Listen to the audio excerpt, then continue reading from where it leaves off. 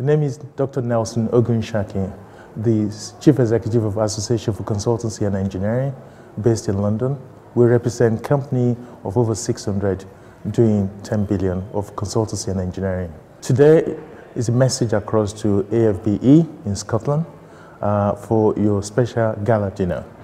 It's a particular message to Ollie, or Dr. Ollie, should I say, for putting all the energy in. 5 years ago, you started the association from a ginger group in Croydon, and the association has grown up to be a very successful association.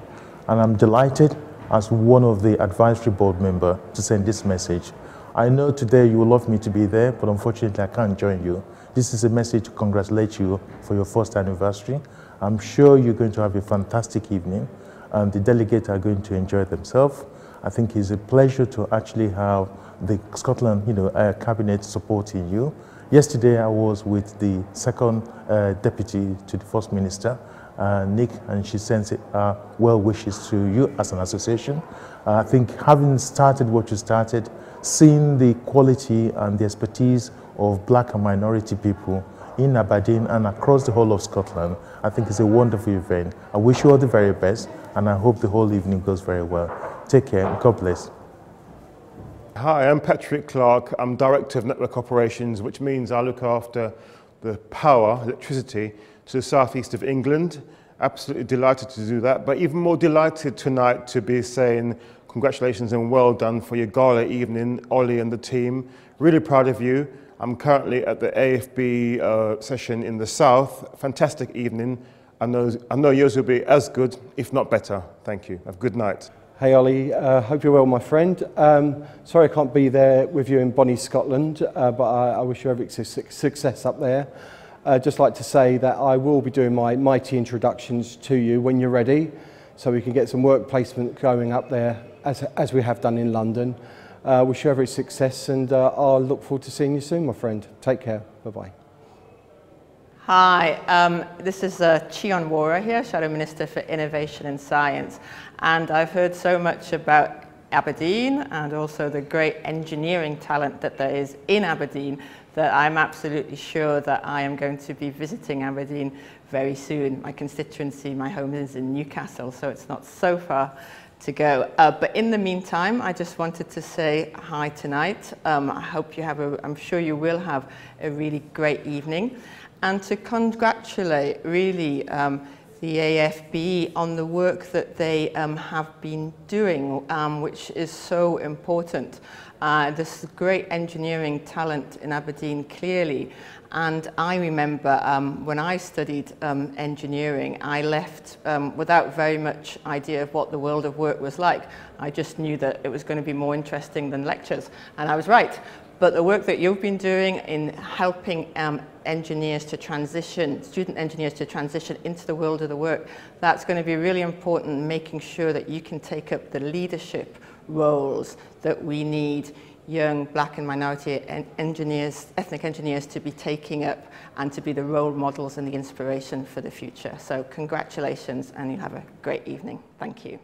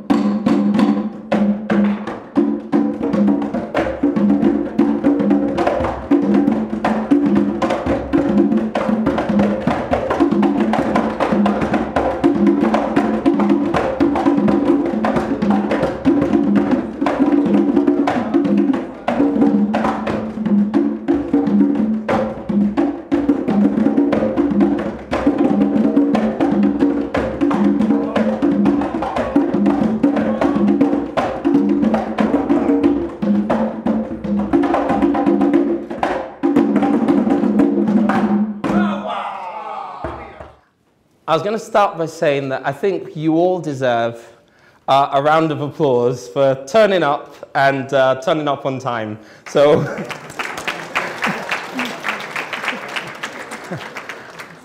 I was quite worried at this is an association that's about dealing with perceptions, and I was afraid that we were going to pretty much reinforce every stereotype by turning up at 8 o'clock. So I'm pretty pleased about that.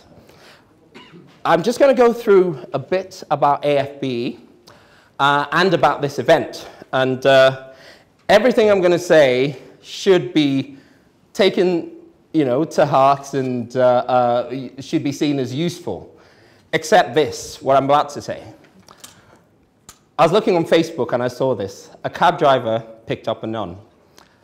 And as they drove, the cab driver just looking at the nun. And, the nun was like, why are you? The taxi driver says, well, I'm not so sure, but it's a bit embarrassing. The nun says, don't worry. When you've been a nun for as long as I've been, nothing is embarrassing. It says, okay, well, I've always wondered what it would be like to kiss a nun. The nun says, let me think about this.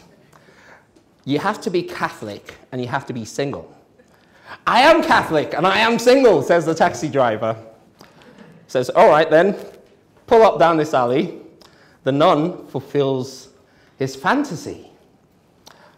As they start to drive on, the cab driver starts to cry. It says, why are you crying? It says, well, I'm married and I'm a Baptist. The nun says, don't worry, my name is Kevin and I'm on my way to a Halloween party.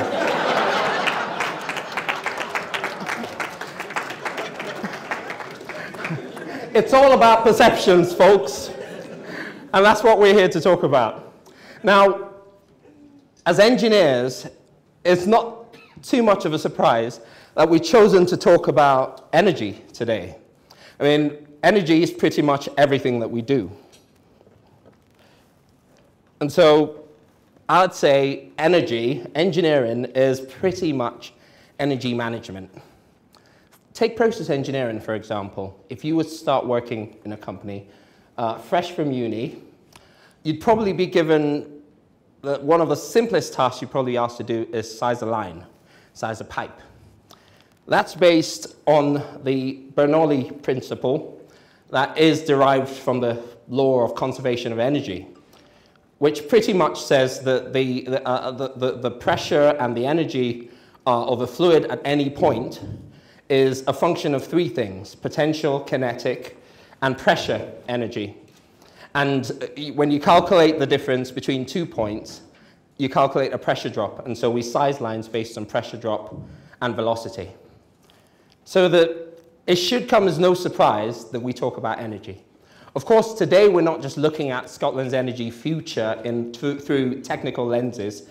We're looking at it through a more economic lenses and looking more at the effects it has on our lives.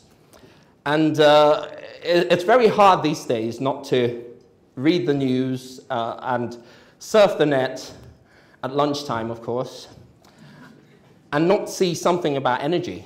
It could be about rising household bills, or it could be about climate change, or it could be about infightings going on, fears about the effect the green economy has to stimulate growth, and the potential for a transition to a green economy to affect our lives and improve our lives.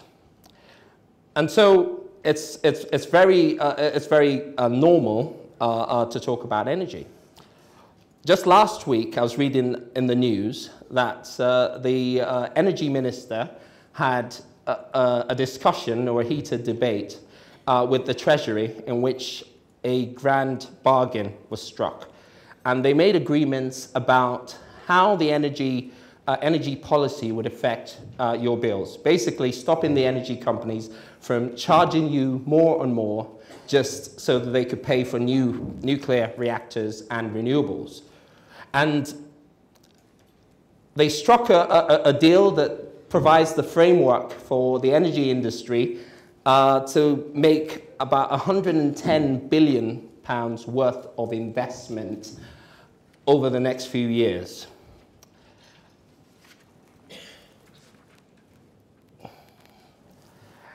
What the deal did not include was an agreement about decarbonisation. The idea was that we will set the decarbonisation targets, but we don't know what those targets are, and we don't even know when we'll set them. Because of what I said before, fears about the effect that this decarbonisation will have on economic growth. And so I've put it in a very sort of flimsy and flippant way here, because I'm gangster. And I've said, let's decarbonise, Ed Davies says. And George Osborne says, okay, yeah, but show me the money. Now, when we think about these issues as engineers, the type of questions that we ask is, how does this all affect my job? Will a transition to a green economy mean that my bills probably go through the roof? How does this affect my industry? Most of us work in the oil and gas industry. How does green energy affect us? It is our view that the future lies not in a particular source of energy, but in a diversified policy in which alternate resources are considered and the right balance is maintained between the use of alternate sources like coal, oil, and gas, and renewables. In other words, it's the both and as opposed to the either or. And so when we think about it, we also think about our industry. We think, well, is this going to have an effect on us? What about the rise of what you call the utility operator? And by that, I mean the electricity providing company that decides that they want to explore and produce as well. What about them? Are they going to be able to reduce their bill, reduce the amounts that they charge customers simply by taking out the middleman? So those are the questions that we ask. We also believe that the answer to that energy debate also lies in having the right workforce, having the right skill set to meet the needs. That's where we come in, that's where engineers come in, and that's where organizations like AFBE come in. Now, AFBE inspires or seeks to inspire people of black and minority ethnic origin to strive for excellence. And we do that also in trying to inspire young kids to consider engineering as a viable career path. Part of that is dealing with perceptions. Most people have a perception of an engineer as someone who is a bit wonkish and a bit geeky, a bit like Steve Urkel over there. And that's not true, you see. We're quite interesting people, you know. I'm going to prove it to you in a minute, right? I mean, the question was once asked, what do engineers use for birth control? Do you know what the answer is? Their personality. It's not true. Don't believe everything you hear. So what's AFBE about? These are the main phases and the main aspects that we work in. The Make Engineering Hot campaign and things like transition is there to help young children in schools and universities to consider careers in engineering. Because we first found out, I think it would have been 2007, which we found that going to schools like Imperial, many of them said, well, we've been to engineering companies, we're not really interested in what they do, we think it's quite boring. And that's why we have things like transition, is there to provide what I think is a realistic lens into the engineering industry through the eyes of people who've been there. So how do we accomplish what we're about? We do that through seminars and workshops, our Make Engineering Hot campaign, engaging with the industry through conferences like this, consultancy, and all the various initiatives that we're involved in. What's in it for you? Well, you get to meet us wonderful people, and it increases your network. We're not here to compete with the likes of the IChemE and the ICE. In fact, we encourage our members to be involved in that, and we're there to complement these organizations. We think it's a good opportunity to influence change, and that's why we do this, and that's why we're interested in this. if you wondered what I was talking about, as one of our members is an engineering manager at Subsea 7. Look what he gets up to in his spare time. Now, that's the end of my presentation.